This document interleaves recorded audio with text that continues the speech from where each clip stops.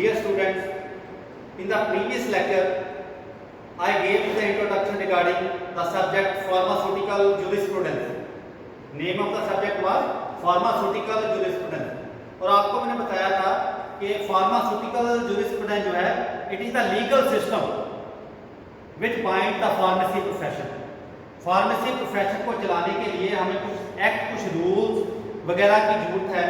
तो उनमें से सबसे इम्पोर्टेंट जो दो एक्ट बने हुए हैं वो एक है फार्मेसी एक्ट 1948 क्या कहते हैं, फार्मेसी एक्ट 1948, क्योंकि ये एक्ट पार्लियामेंट में 1948 में पास होने के बाद इसका गैजेट नोटिफिकेशन हुआ था। जो फार्मेसी एक्ट है 1948 में पास होने के बाद इसका गैजेट नोटिफिकेशन हुआ था, तो इसलिए इस एक्ट को कह देते हैं फार्मेसी एक्ट 1948। एक तो सबसे इंपॉर्टेंट एक्ट जो है फार्मेसी में ये है, और सेकंड है drug and cosmetic act 1940, drug and cosmetic act 1940। तो today we will discuss pharmacy act 1948, pharmacy act 1948। तो सबसे पहले ये एक्ट पास हुआ था 1948 में। इस एक्ट को पास करने का पर्पस क्या था? What were the objectives behind passing this pharmacy act? तो सबसे इंपॉर्टेंट जो सबसे पहला था कि फार्मेसी एक्ट की जो इसके अंदर जो फार्मासिस्ट बनना चाहते हैं तो उनके लिए जो एजुकेशन सिस्टम है, उनका जो सिलेबस है, उनकी जो ट्रेनिंग है वो फ्रेम करनी है। तो उसके लिए फार्मेसी एक्ट जो है होना जरूरी है, क्योंकि फार्मेसी एक्ट के अंडर ही पीसीआई बनेगी, फार्मेसी काउंसिल ऑफ इंडिया बनेगी। तो पीसीआई जो है वही सिलेबस बताती है कि फार्मासिस्ट का सिलेबस क्या होगा। तो जो सिलेबस है थ्रू आउट इंडिया सेम है सभी फार्मासिस्ट का, जो डी फार्मेसी जैसे करते हैं, डिप्लोमा इन फार्मेसी करते हैं, चाहे जिस मर्जी स्टेट में चले जाओ इंडिया में, तो डिप्लोमा इन फार्मेसी का word to word subject same है, सिलेबस सेम है। अगर 6 सब्जेक्ट फर्स्ट ईयर में है, वो 6 के 6 जो है थ्योरी के जो है हर स्टेट में जो है उसका सिलेबस सेम है। वही 6 सब्जेक्ट आपने पंजाब में पढ़ने हैं, वही केरला में पढ़ने हैं, वही बंगाल में पढ़ने हैं। अगर 5 सब्जेक्ट के प्रैक्टिकल है तो सारी स्टेट में ऐसा है। ठीक, तो एक तो बात यह थी कि to frame syllabus and training for would be pharmacist, जो फार्मेसी प्रोफेशन में एंटर करना चाहते हैं तो उनके लिए पहले तो बेसिक क्वालिफिकेशन क्या होनी चाहिए। जैसे आपको पता है कि बिफोर 1991 जो बच्चे मैट्रिक करते थे वो डी फार्मेसी में एडमिशन ले सकते थे। तो आफ्टर 1991 जिन बच्चों ने +2 मेडिकल या नॉन मेडिकल किया है, they were allowed to enter the profession of pharmacy. ठीक, the main objective of pharmacy act is to frame syllabus and training programme for would be pharmacist. तो secondly to restrict the profession of pharmacy to the qualified person only. जो qualified person है वही जो है pharmacy profession में enter कर सकते हैं, फार्मेसी प्रोफेशन को चला सकते हैं, केमिकल खोल सकते हैं या दवाइयों की मैन्युफैक्चरिंग कर सकते हैं। इसको मॉनिटर करना, ये जो फार्मेसी एक्ट के जो 2 ऑब्जेक्टिव थे, इन 2 ऑब्जेक्टिव को ध्यान में रखते हुए ये एक्ट पास किया गया था। तो ये फार्मेसी एक्ट है, ये 1948 में पास हुआ था। ठीक, later on 2 amendments were made. Amendment का मतलब होता है जो शोध करनी, कोई कमी रह गई है या कोई चीज नहीं ऐड कर दी है। ठीक, amendments were made in 1959 and 1976। जो फार्मेसी एक्ट 1948 है, इसमें 2 अमेंडमेंट्स वर मेड, यानी कि 2 कमियां थी जो नई चीजें ऐड इसमें की गई हैं। अमेंडमेंट का मतलब है शोध करना, कोई चीज कमी रह गई है, कोई ऐड करनी है या डिलीट करनी है। तो एक तो 1959 में और एक 1976 में जो है अमेंडमेंट की गई थी। तो ये later on I will tell you what were these amendments. तो अब तक मैंने आपको ये बताया है कि इसका जो फार्मेसी एक्ट है इसका ऑब्जेक्टिव क्या था, पास करने का, और इसकी जो अमेंडमेंट्स है 1950 1959 और 1976 में की गई है। फार्मेसी एक्ट जो है it extends to whole of India, it extends to whole of India except Jammu and Kashmir. ये धीरे धीरे अब जम्मू एंड कश्मीर के ऊपर भी इंप्लीमेंट हो जाएगा, क्योंकि आपको पता है कि इसको भी है एक यूटी का स्टेटस मिल गया है। लेकिन अभी तक जो है फार्मेसी एक्ट जो है 1948 it extends to whole of India except Jammu and Kashmir. Jammu and Kashmir को छोड़कर सारे इंडिया के ऊपर ये इंप्लीमेंट होता है। तो इस एक्ट के अंदर ही फार्मेसी काउंसिल ऑफ इंडिया यानी कि पीसीआई, जिसको सेंट्रल काउंसिल कहते हैं, सेंट्रल काउंसिल कह देते हैं या फार्मेसी काउंसिल ऑफ इंडिया कह देते हैं, ये कॉन्स्टिट्यूट की जाती है। Pharmacy council of India constitute की जाती है कि फार्मेसी काउंसिल, कॉन्स्टिट्यूट का मतलब है इसके मेंबर कौन कौन से, फार्मेसी काउंसिल ऑफ इंडिया के मेंबर्स कौन कौन से हैं, तो उसको कहते हैं constitution, pharmacy council of India की कॉन्स्टिट्यूशन। तो फार्मेसी काउंसिल ऑफ इंडिया जो है इसके मेंबर्स अलग अलग तरह के होते हैं। जैसे कि पहला हम देखें कि 6 person are elected by University Grant Commission और from the colleges affiliated to university giving pharmacy degree from amongst their staff members, यानी कि कोई भी यूनिवर्सिटी या उससे एफिलिएटेड कोई भी फार्मेसी का कॉलेज है, उनके जो स्टाफ मेंबर्स हैं उनमें से 6% जो है 6% इलेक्ट किए जाते हैं बाय देमसेल्फ। 6 टीचर हो गए, 6 टीचर जो है यूनिवर्सिटी जहाँ पे फार्मेसी पढ़ाई जाती है या उसके एफिलिएटेड कॉलेज है, वो अब स्टाफ मेंबर जो है अपने में से 6% जो है थ्रू आउट इंडिया वो उनको इलेक्ट कर देंगे अपने में से। सारे इंडिया में आपको पता है जितने भी यूनिवर्सिटीज हैं फार्मेसी के कोर्सेज चलाती हैं या उनसे जो एफिलिएटेड हैं जो कॉलेजेस, तो उनमें से 6 टीचर्स को जो है वो इलेक्ट करते हैं वो स्टाफ मेंबर। लेकिन उनमें से there should be one teacher each of pharmacy, pharmaceutical chemistry, pharmacognosy and pharmacology, यानी कि ये 4 सब्जेक्ट हैं, pharmacy, pharmaceutical chemistry, pharmacognosy and pharmacology, इनका एक टीचर जरूर होना चाहिए। और टोटल जो है 6 जो टीचर है वो इलेक्ट किए जाते हैं by themselves from the staff of the university granting pharmacy degree और देयर एफिलिएटेड कॉलेज। तो सेकंड जो है 6% are nominated by central government, 6% are nominated by central government of which 4 should have degree और diploma in pharmacy, यानी कि second है कि 6% को सेंट्रल गवर्नमेंट जो है 6% को सेंट्रल गवर्नमेंट नॉमिनेट करती है। नॉमिनेट पहला मैंने बताया था 6% आर इलेक्टेड, इलेक्शन में क्या होता है, इलेक्शन होती है। नॉमिनेट का मतलब है कि स्टेट गवर्नमेंट ने नॉमिनेट करना है, नॉमिनेट को कहते हैं नामजद करना। जस्ट सेंट्रल गवर्नमेंट है उन्होंने 6% के नाम बता देने हैं, 6% के नाम बता देने हैं कि ये 6% these are the members of pharmacy council of India. लेकिन कंडीशन ये है कि उनमें से 4 शुड हैव डिग्री और डिप्लोमा इन फार्मेसी। ठीक है, इलेक्टेड और नॉमिनेट में आपको पता चल गया फर्क कि इलेक्टेड में इलेक्शन होती है, नॉमिनेटेड में सिर्फ गवर्नमेंट ने नॉमिनेट करना है, नाम जस्ट उनके नाम दे देने हैं कि ये वाले जो 6% जो है ये नॉमिनेट। आपको जैसे मालूम है कि राज्यसभा के तकरीबन मोर देन 230 जो है इलेक्टेड मेंबर्स होते हैं और अप्रोक्सीमेटली 14-15 जो है वो नॉमिनेटेड पर्सन होते हैं। वो जो प्रेसिडेंट है वो नॉमिनेट कर देता है। जैसे कि आपको पता है पहले जो सचिन तेंदुलकर, ये जो हेमा मालिनी, ये और ये जो रेखा जया बहादुरी, ये राज्यसभा के जो है नॉमिनेटेड मेंबर रह चुके हैं, इनकी इलेक्शन नहीं हुई थी।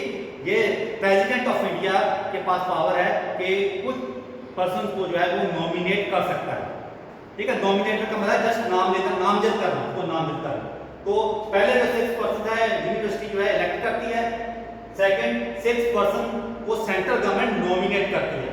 जो थर्ड है कि हर एक स्टेट को इंडिया में है, इंडिया में हर एक स्टेट एक पर्सन को नॉमिनेट करेगा। Who should be registered pharmacist? जैसे पंजाब गवर्नमेंट है, पंजाब गवर्नमेंट एक पर्सन जो कि रजिस्टर्ड फार्मासिस्ट होना चाहिए उसको नॉमिनेट करके पीसीआई का मेंबर बना सकते हैं। फोर्थ जो है वो है कि स्टेट फार्मेसी काउंसिल, जैसे हर एक स्टेट की अलग अलग फार्मेसी काउंसिल है जो कि फार्मासिस्ट की रजिस्ट्रेशन करती है, जैसे Punjab pharmacy council, Haryana pharmacy council, UP pharmacy council, Rajasthan pharmacy council. तो हर एक स्टेट फार्मेसी काउंसिल जो है एक एक पर्सन को जो है नॉमिनेट करेगी। तो उसके बाद one representative each of all India council of technical education and university Grant commission, यानी कि एआईसीटी का एक पर्सन जो है वो रिप्रेजेंटेटिव नॉमिनेट किया जाएगा और एक पर्सन जो है यूनिवर्सिटी ग्रांट कमीशन का जो एक पर्सन जो है वो नॉमिनेट किया जाएगा। ठीक। और सिक्स्थ जो है वो है कि मेडिकल काउंसिल ऑफ इंडिया, जैसे फार्मेसी की रजिस्ट्रेशन करती है फार्मेसी जो स्टेट फार्मेसी काउंसिल, तो इनकी जो गवर्निंग बॉडी है वो है फार्मेसी काउंसिल ऑफ इंडिया। ऐसे ही जो एमबीबीएस का कोर्स है, मेडिकल का कोर्स करते हैं, उनकी जो गवर्निंग बॉडी है वो है medical council of India. Medical council of India जो एमबीबीएस के कॉलेजेस वगैरह को या पीजी के कोर्सेज को जो है रिकॉग्नाइज करती है। तो मेडिकल काउंसिल ऑफ इंडिया अपने में से एक पर्सन को जो है वो इलेक्ट करेगी, नॉमिनेट करेगी। एक पर्सन को जो है मेडिकल काउंसिल ऑफ इंडिया के जितने मेंबर हैं उनमें से एक पर्सन को जो है वो नॉमिनेट करेगी for the membership of pharmacy council of India. तो अभी तक मैंने आपको जितने भी बताई हैं दीज वर इलेक्टेड और नॉमिनेटेड पर्सन, जिनकी इलेक्टेड होती है या नॉमिनेट होती है। तो इनके अलावा कुछ पर्सन जो है वो एक्स ऑफिशियो होते हैं। एक्स ऑफिशियो का मतलब है they are holding the office, उनका अपना कोई ऑफिस है लेकिन साथ के साथ वो मेंबर भी हैं, फार्मेसी काउंसिल ऑफ इंडिया के मेंबर भी हैं। जैसे कि 3 एक्स ऑफिशियो मेंबर्स हैं फार्मेसी काउंसिल ऑफ इंडिया के। एक तो है drug controller of India, India का जो ड्रग कंट्रोल डिपार्टमेंट है, इंडिया का ड्रग कंट्रोल डिपार्टमेंट है, उसका जो इंचार्ज है ड्रग कंट्रोलर ऑफ इंडिया, वो ऑटोमेटिकली वो पीसीआई का जो है वो मेंबर है। और सेकंड है डायरेक्टर सेंट्रल ड्रग लेबोरेटरी, एक कोलकाता में लेबोरेटरी है उसको कहते हैं सेंट्रल ड्रग लेबोरेटरी, उसका जो डायरेक्टर होगा वो ऑटोमेटिकली पीसीआई का, जो भी उसका डायरेक्टर होगा वो पीसीआई का मेंबर होगा। Third director general of health services, जो डायरेक्टर जनरल हेल्थ सर्विसेज का होगा वो पीसीआई का मेंबर होगा ऑटोमेटिकली। अब ये एक्सिक्यूटिव मेंबर्स हैं। अब देखो जो drug controller senior most person है ड्रग कंट्रोल डिपार्टमेंट का, तो उसकी जितनी भी जॉब रहती है, चाहे 6 महीने की रहेगी या 1 साल की रहेगी या 1.5 साल की रहेगी है, जितनी देर भी उसकी जो है जॉब रहती है उतनी देर के लिए वो पीसीआई का मेंबर है। अगर 8 महीने की है वो 8 महीने के लिए, अगर उसके 2 साल जॉब रहती है, जितनी देर वो पीसीआई, जितनी देर वो ड्रग कंट्रोल डिपार्टमेंट का इंचार्ज है, ड्रग कंट्रोलर है इंडिया का, उतनी देर वो पीसीआई का मेंबर रहेगा। तो ऐसे ही director general of health services, जितनी देर वो director general of health services है वो पीसीआई का ऑटोमेटिकली मेंबर है। और ऐसे ही डायरेक्टर सेंट्रल ड्रग लेबोरेटरी, जो सेंट्रल ड्रग लेबोरेटरी का डायरेक्टर है वो ऑटोमेटिकली वो मेंबर है पीसीआई का। और जितनी देर उसका टेन्योर रहता है 2 साल, 2.5 साल, 3 साल या 5 साल, जितनी देर वो मेंबर है, जितनी देर वो डायरेक्टर है, director general of health services है, तो वो पीसीआई का ऑटोमेटिकली वो मेंबर जो है माना जाएगा।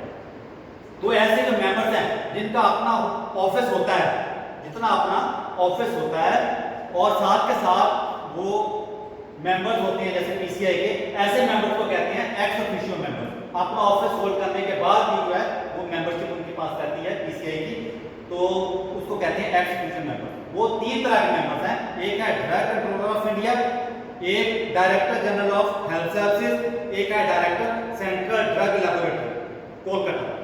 तो ये 3 जो है मेंबर्स हैं, ये एक्स ऑफिशियो मेंबर्स हैं जो कि फार्मेसी काउंसिल ऑफ इंडिया के हैं। फार्मेसी काउंसिल ऑफ इंडिया के 3 एक्स ऑफिशियो मेंबर। अब मैंने आपको बताया कि पीसीआई के 3 तरह के मेंबर्स होते हैं। एक हो गया इलेक्टेड मेंबर जिनकी इलेक्शन होती है, एक होते हैं नॉमिनेटेड मेंबर जो कि सेंट्रल गवर्नमेंट या स्टेट गवर्नमेंट को नॉमिनेट कर देती है, जिनके नाम बता देती है कि ये मेंबर है। थर्ड है ex officio member. Ex officio member है, उसको इलेक्ट करने की जरूरत नहीं पड़ती, उसको नॉमिनेट करने की जरूरत नहीं पड़ती, वो ऑटोमेटिकली अपना ऑफिस होल्ड करने के बाद और ऑटोमेटिकली वो पीसीआई के मेंबर्स हैं। तो ऐसे मेंबर्स को कहते हैं ex officio members. All the members except ex officio members hold the office for 5 years. 5 साल इनका टेन्योर होता है, 5 साल इनका टेन्योर होता है। एक्स ऑफिशियो मेंबर का टेन्योर जो है जितनी देर वो अपना ऑफिस होल्ड कर रहे हैं, ड्रग कंट्रोल ऑफ इंडिया है 2 साल, 5 साल, 4 साल, वो ऑटोमेटिकली पीसीआई के मेंबर है। इनके अलावा जितने भी इलेक्टेड मेंबर्स हैं या नॉमिनेटेड मेंबर है, दे hold the office for 5 years. 5 साल के लिए वो मेंबर होते हैं। जितने भी इलेक्टेड या नॉमिनेटेड मेंबर्स हैं, they are required to attend the meetings of pharmacy council of India. लेकिन जो एक्स ऑफिशियो मेंबर्स हैं, अगर ये खुद नहीं आ सकते, they can send their representatives for attending the meeting.